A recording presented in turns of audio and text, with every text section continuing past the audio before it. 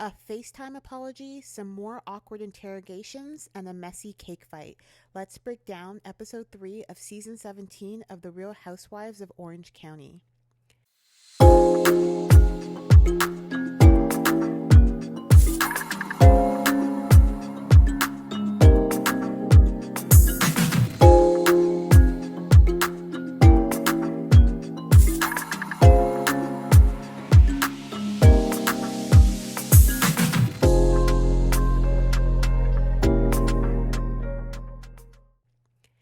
The episode starts off with Heather and Terry having dinner with their kids made by their personal chef.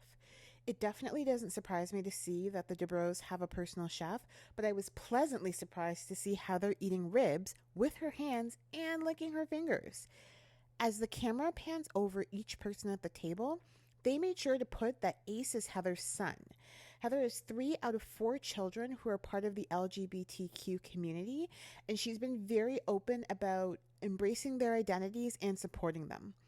I'm sure this was a nod to the fact that she doesn't want her son to be misgendered for people who have followed her and her family on the show for years.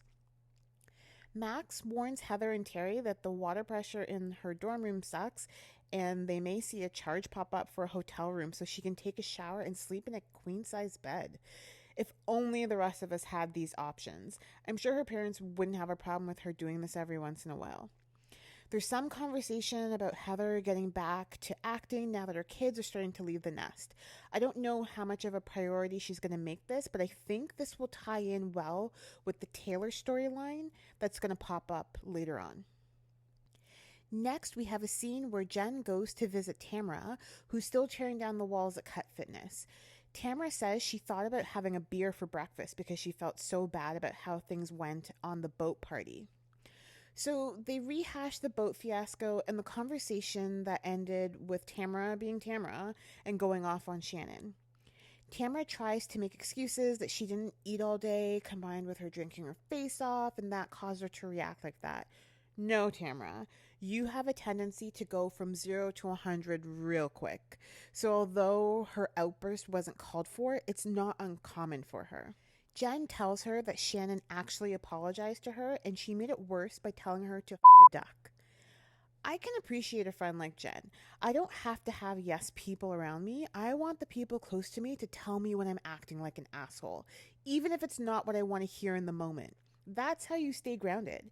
So Jenn suggests that Tamra extends an olive branch to Shannon and invite her to her closing party. Tamra, of course, needs to keep this storyline chugging along, so she agrees. Then Tamra brings up Jenn's relationship and the way her marriage ended. So far, we've seen that Tamra really seems to harp on this. If this were my friend and every time she came on camera for a show she was filming, she brought up a really negative time in my life, I'd be pretty annoyed. But Jenn doesn't shy away from the conversation and she so far doesn't seem bothered. I'm assuming before Jenn came on the show, Tamra prepped her about having a storyline and that this is her big thing to keep people interested. Anyway, Tamra claims she didn't know Jenn and Ryan were having an affair until Ryan told her and Eddie on a trip to Cabo. That's when her and Jenn's friendship spiraled a bit because she felt she should have heard this news from Jenn, who is her actual friend and not Ryan. Then we go over to Gina, who is talking to Travis about taking her real estate exam. Apparently, she and Travis are going to go into business doing real estate together, basically to pay off their 2 small house and provide for their 6 kids. I don't know. I don't see Gina as a real estate agent. For me, she doesn't have the go-getter personality of a real estate agent, and it doesn't help that she talks about being able to put cute outfits together. I know she's trying to be funny, but I kind of believe she's not 100% serious about this whole thing. She and Travis then do a Who Wants to Be a Millionaire style mini quiz, which just shows that Gina isn't fully prepared for her exam yet. Also, she totally can't say the word peripherally. I always knew her very peripherally. But I guess that happens to the best of them. I say, all right, crucifixion. Crucifixion. Crucifixion, okay. Not my crucifixion. It don't sound right. Wasn't Tamra a real estate agent? Or she still is, right? Because she sold her mom's house. so that she could move into her casita.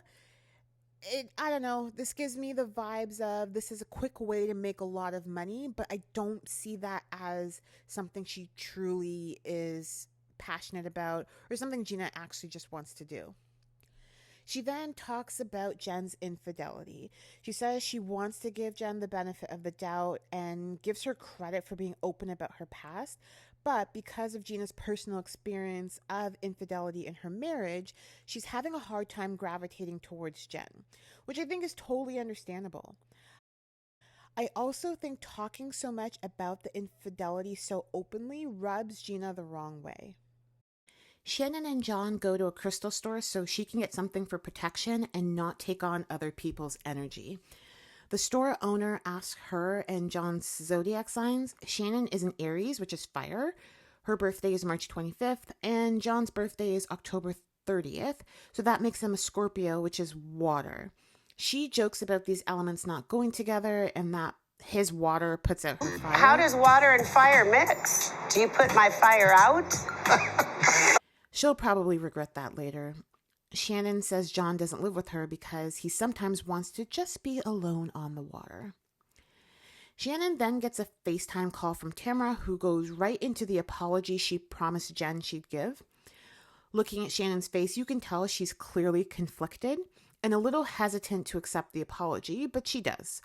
I don't blame her for being skeptical after the way Tamra yelled at her on the boat. After the call, Shannon tells John she's only going to Tamra's party to be the bigger person, and so she doesn't look like an asshole for not going. John also points out that if Shannon doesn't go, she'll be a topic of conversation. 3 years in, and he definitely knows how the Housewives work. We get a scene with Emily taking her kids to see Shane's parents. Their home is massive. Now that Shane has passed the bar and is working as a lawyer, she's become a stay-at-home mom and takes care of the kids by herself during the day. Emily opens up to Perry, Shane's mother, about somewhat being estranged from her own mother. Emily's dad left the family when she was pretty young, which meant her mother had to work all the time to support her and her sister. So because they were left on their own pretty often, Emily tries to be a present mom because that's just not what she experienced. Knowing this info about her past makes her shift to being a stay-at-home mom make more sense to me now. So Shane encourages her to start rebuilding that relationship by sending her mother pics of the kids.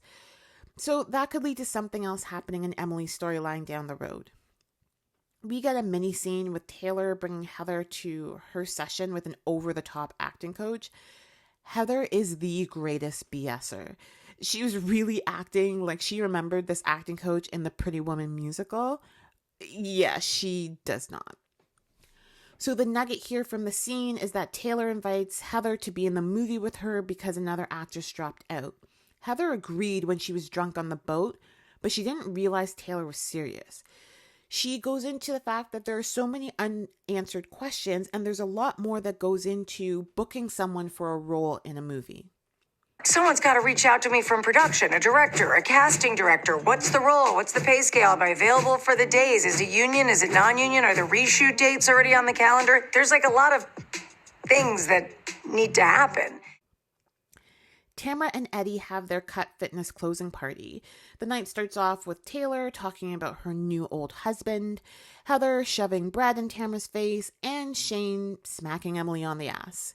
Gina shows up with 1,000 necklaces on as usual, and she talks down about Jenn's boyfriend Ryan's height. She is really finding any reason to throw some negativity Jenn's way. Tamra's son Ryan walks in with a cowboy hat, and Tamra updates us on the fact that he found his way after being so lost for a long time. This is just a segue to set things up for the girls' trip to go to a dude ranch in Montana in the next episode. Funny, Shannon arrives with John and immediately makes a beeline to the bar to order tequila. We'll have 2 Casamigos, anejo, por favor. Tamra goes to see her and starts off with hugs, and she awkwardly grabs Shannon's face to give her an in-person apology. Tamra was hugging her and really leaning in, and it was a little much for me. She was laying it on thick. But based on Shannon's smile, it seems like she was receiving the apology the way she wanted to hear it, by Tamra telling her she didn't deserve the way she acted towards her. You know, she was super drunk and tearful. I think Shannon is okay with that for a start, but she wants Tamra to apologize for bad-mouthing her in the media for the past 2 years. Once the dinner starts, we get more of a taste of the ripples in Tamra and Jenn's friendship. It almost feels like Tamra brought her on the show to beef up her storyline. Gina, Jenn's #1 hater, brings up a TikTok video Jenn made to Heather, where Jenn is celebrating being happy that after everything that's happened over the last few years, her yoga studio is still open. Gina feels it was a malicious attempt to knock Tamra for closing Cut Fitness. Looking at Jenn's facial expressions, I don't think she realized how her post would be perceived. She explains that she was following a TikTok trend, but as Heather points out, it was really tone deaf and just really bad timing. But we know that Tamra blows things up real easily and takes small slights and makes them bigger than they really are. I get the sense Jenn seems like a reasonable person and is clearly offended and hurt that Tamra feels like she was celebrating her gym closing. Jenn says, she can see Gina's point and agrees that it was not a great thing to post, but is still surprised Tamra would doubt her intentions. Emily has a good take on what happened. Gina is taking a black and white stance about Jenn's marriage situation because she has an issue with Jenn having been unfaithful in her marriage. The group grills Jenn more about the cheating situation, and Gina awkwardly bows out of the conversation. I'm not sitting there for let's pretend that infidelity is okay. Honestly, I totally empathize with Gina's feelings because she was on the receiving end of infidelity in her marriage, so she knows how Jenn's husband might have felt. The ladies are starting to think that Jenn is trying to make things seem more tame than it really was, and I'm sure Emily will put on her lawyer hat again and probe Jenn for more details in future episodes. She hasn't been afraid to ask Jenn direct questions about the affair, and Jenn has been seemingly willing to answer the questions. The episode ends with a major cake fight. Tamra starts with Eddie. Emily seems to be the only other housewife that was into it. I don't blame them. I don't want to go to a party and then have to wash cake out of my hair at the end of the night. Emily was a good sport for Tamra hitting her in the face with that cake because that was a hard slap. That's it for this week's recap of The Real Housewives of Orange County. Please be sure to like the video and subscribe to the channel. Thanks for watching.